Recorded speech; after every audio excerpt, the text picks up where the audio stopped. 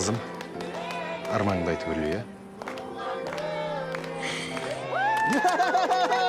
Папа, мен де үрлейінші. Ана жаққа өрлейін. Ана жаққа барайын. Кет.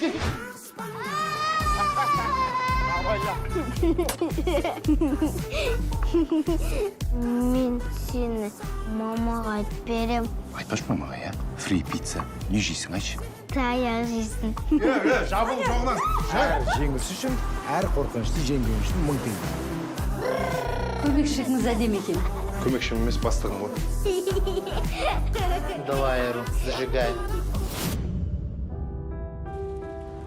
Әлі айтпағансың ба? Қалай айтарым білмей жүрмін.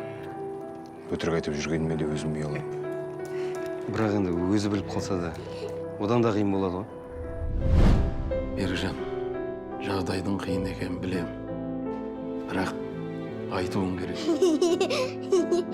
Ер жігіт болған соң, неше түрлі сынақ болады балам.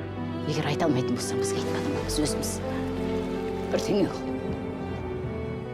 Айтатын. Әлек бақытты боламыз, қызым.